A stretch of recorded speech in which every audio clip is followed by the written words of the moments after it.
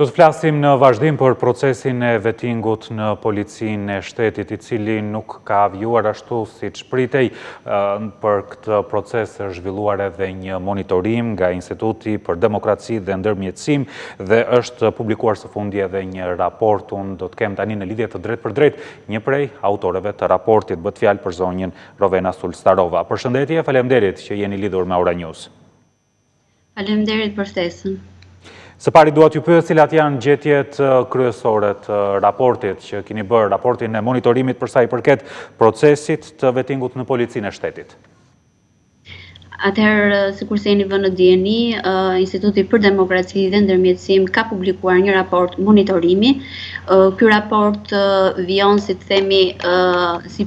konkluzion i disa raporteve periodike 3 mujore që kemi rezultuar nga momenti që kemi filluar monitorimin e procesit në 2018 dhe aktualisht.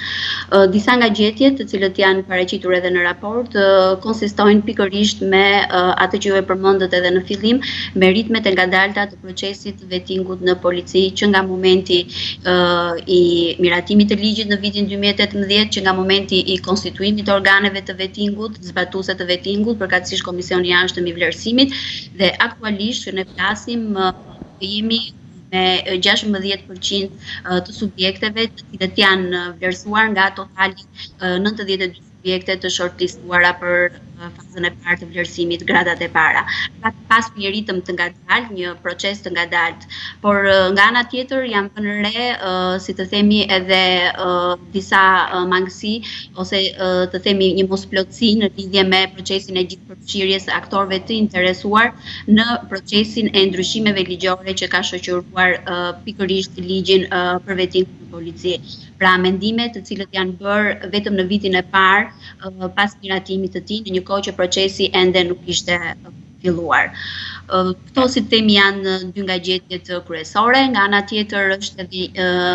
një element shumë i rëndësishëm për shkak të këtyre ndryshimeve që unë përmenda, të cilët janë realizuar edhe me një procedurë të përshpejtuar nga ana e Kuvendit të Republikës së Shqipërisë, është bërë e mundur ndryshimi i skemës së vlerësimit, pra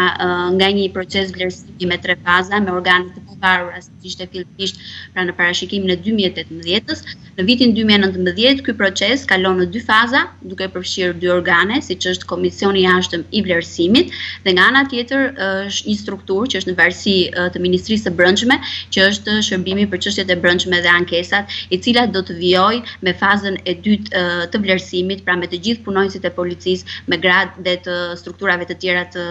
siç është Garda e Republikës së Shqipërisë, me grada të mesme dhe niveli zbatues. Pra procesi i atribuohet një entiteti që është në varësi të Ministrisë së Brendshme, e cila, si të themi, nga aktorët e interesuar është vlerësuar si cënim i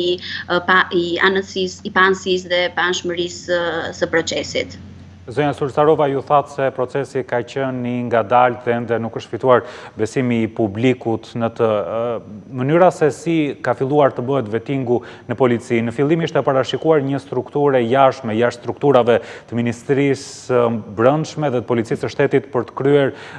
pikërisht këtë proces të vettingut në polici, dhe mëtej për arsye buxhetore është menduar që ta bëjë Shërbimi për Çështjet e Brendshme dhe Ankesat. Si ka ndikuar një gjë e tillë, këto ndryshime, mënyra se si ishte menduar në fillim dhe mëtej kalimi në një fazë tjetër? Atëherë, si e përmenda, paktën nga aktorë të ndryshëm të interesit dhe gjithashtu edhe nga entitete ndërkombëtare si Transparency International, e kanë përcaktuar pikërisht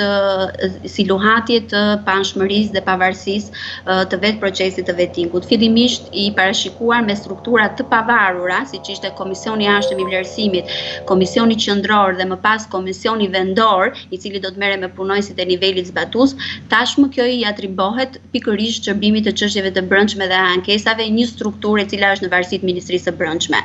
Duhet përmend që struktura e ÇBA-s, pra Shërbimi i Çështjeve të Brendshme dhe Ankesa, e ka pasur që herët që në ligjin e 2014-s funksionin e vlerësimit për këto 3 komponentë, pra që vlerësohen punonjësit e policisë, dhe nga vetë studimi dhe analiza që ka bërë Ministria e Brendshme para fillimit të miratimit të ligjit për vettingun në polici, ka konkluduar që pavarësisht se ka qenë e parashikuar në ligj, nuk ka qenë e praktikuar. Dhe si të themi, përmes këtyre ndryshimeve ligjore për vettingun në polici, ajo çka SHQB-ja e ka pasur në ligjin organik të saj, pra vlerësimin periodik të punonjësve të policisë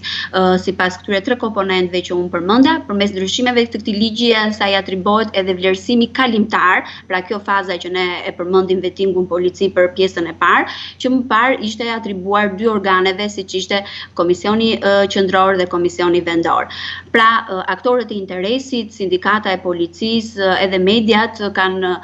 konkluduar këtë proces si një proces i cili cënon pavarësinë dhe panshmërinë e vet procesit.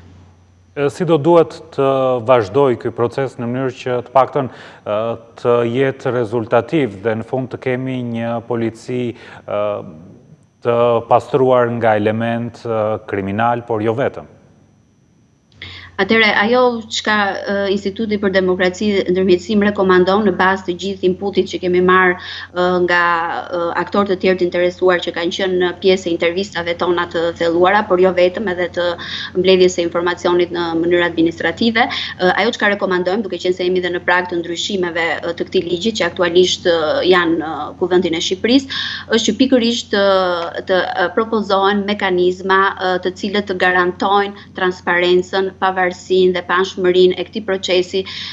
duke qenë se ai do të vijojë dhe kjo është e sankcionuar në ligj nga vetë SHQB-ja. Në këtë mënyrë të rregullohet edhe funksionimi i Komisionit të Jashtëm të Vlerësimit. Çfarë do ndodh me këtë Komision të Jashtëm të Vlerësimit kur ai të mbarojë vlerësimin e punonjësve të policisë me gradat e larta? Duke qenë se pavarësisht problematikave që mund të ketë funksionimi i Komisionit të Jashtëm të Vlerësimit, ai mbetet një mekanizëm i cili nga vetë mënyra e funksionimit e konstituimit është një entitet i pavarur. Në këtë mënyrë ne do të sugjeronim që kjo ekspertizë përfituar tashmë me 15 subjekte të vetuara deri në mars të vitit 2020 t'i kalonte SHQB-s dhe të ngelej, si të themi, kjo strukturë si mbikëqyrëse e certifikimit të vetë procesit që do të vijonte nga SHQB-ja. Pra, roli i KJV-s të parashikohet në ligj se si do të funksionojë, sepse aktualisht nuk dihet se ç'do bëhet me KJV në momentin që mbaron mandati i saj. Aktualisht mandati ka mbaruar në qershor të këtij viti dhe me ndryshimet ligjore presupozohet që të parashikohet një mandat i ri. Por ç'do të ndodh më pas me KJV-n, me gjithë ekspertizën e përfituar, me të gjithë procesin aktual, pra me gjetjet aktuale, çfarë do të ndodh dhe secili do të jetë roli i SHQB-s në raport me KJV-n, ende mbetet e papërcaktuar nga përcaktimet ligjore në fuqi. Dhe ndoshta mund të jenë patjetër objekt i rishikimit të ligjit, duke qenë se aktualisht është në Kuvendin e Shqipërisë. Duke ju referuar pjesës përmbledhje dhe rekomandimet raportit që juve keni publikuar e nisni me një çështje që lidhet trashëgimin e një strukture të vjetër, pra Shqipëria kaloi nga një sistem diktatorial në një sistem demokratik. Sa vijon që të ndjehen efektet e sistemit të kaluar politik dhe policisë, mënyrën e funksionimit policisë në sistemin e kaluar? A kemi sot një polici të pastruar nga element që mund të kenë qenë të përfshirë edhe në krime të ndryshme, ndonse zyrtarisht Shqipëria nuk i ka dënuar krimet e komunizmit? Aktualisht ky është, si themi, edhe vetë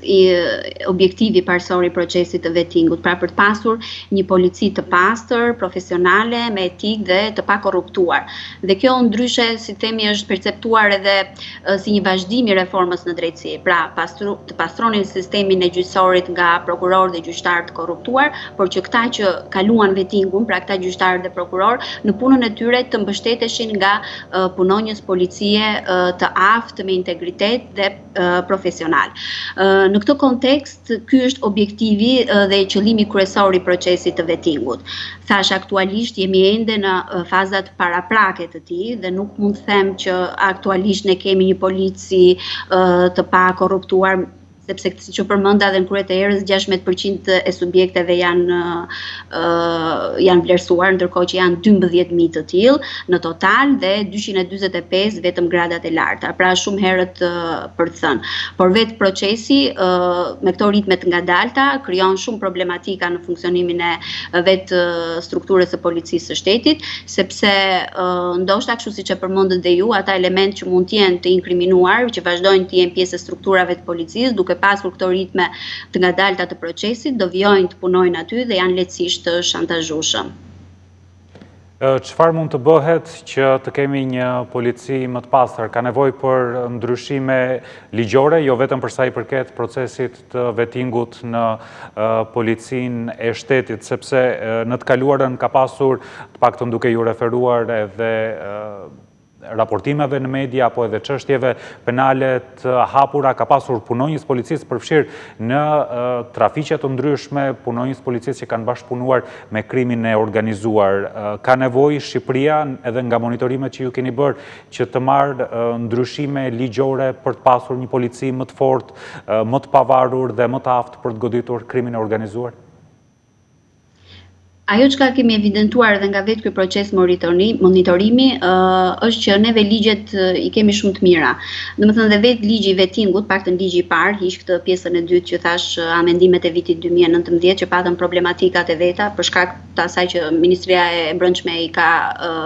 arsyetuar me mungesën e infrastrukturës financiare. Ajo që është e rëndësishme është se vetë ligji i vettingut në vetvete, ashtu sikurse dhe ligji i policisë shtetit, që është një ligj që është miratuar së fundmi në 2014, pra janë ligje që i përshtaten dhe janë, si themi, ligje të cilët kanë në vetvete mekanizma dhe garantojnë mekanizma transparence dhe të luftimit dhe parashikojnë mekanizma antikorrupsion. Gjithë procesi është pikërisht ose si themi sfida e procesit është tek zbatimi i legjislacionit. Dhe në këtë kontekst unë do thoja që policisë së shtetit i nevojitet më shumë mbështetje politike, mbështetje institucionale, se sa ligje të reja apo rishikime të këtyre ligjeve ekzistuese. Ajo çka ishte, si themi, leitmotivi i vetë procesit dhe të vettingut, pra për këtë policinë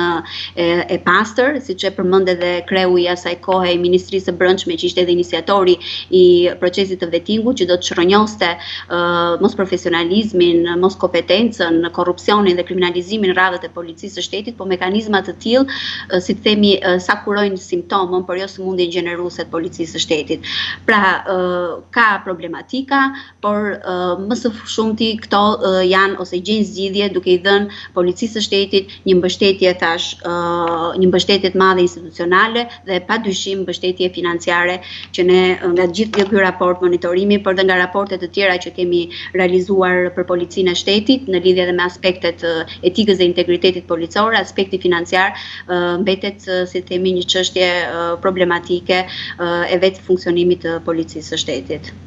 Edhe në gjetjet e raportit thuhet se procesi është i ngadalt, a ka një parashikim kohor se me këto ritme kur mund të kemi një fazë të parë të përmbylljes së procesit vettingut në policinë e shtetit?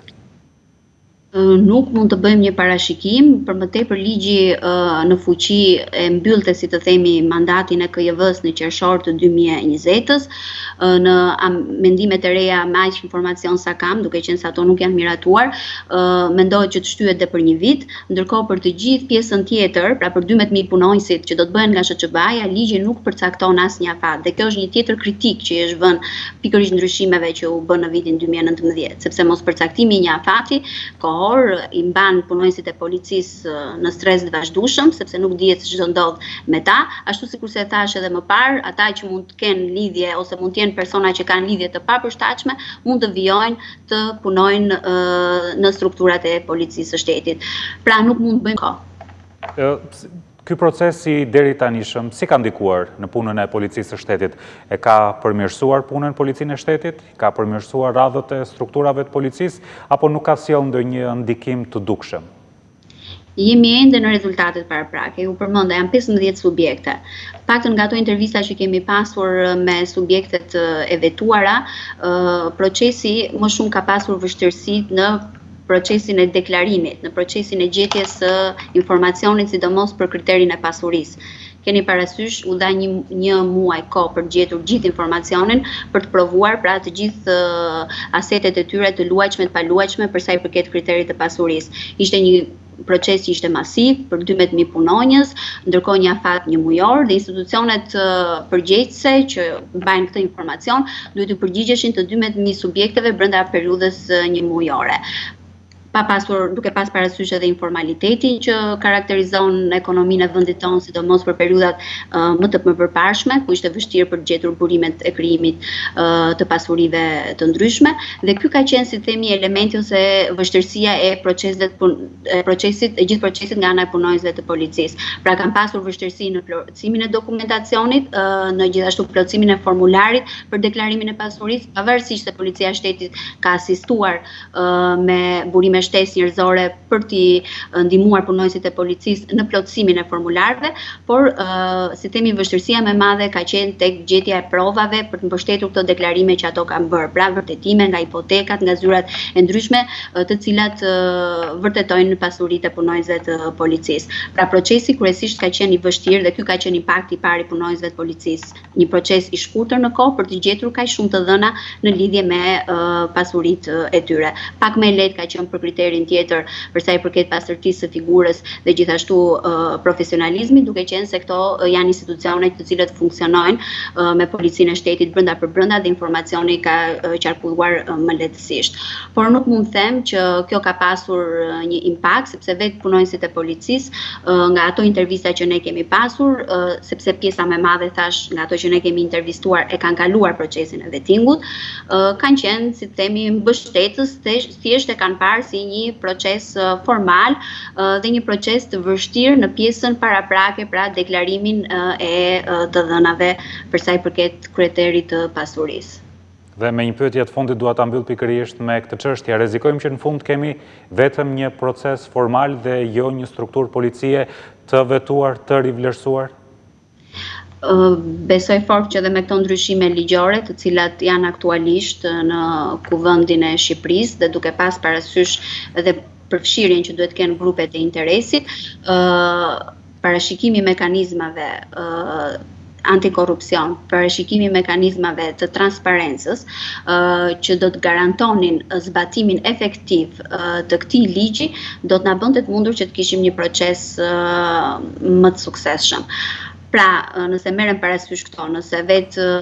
Kuvendi i Shqipërisë merr përsipër që të garantojë dhe të jap pikërisht të jap këto garanci ligjore në lidhje me panshmërinë dhe pavarësinë e procesit, atëherë po, padyshim do të kemi një proces të suksesshëm. E qartë. Ju falenderoj zonja Sulcarova për këtë lidhje me Ora News. Faleminderit juve. Punë të mbarë.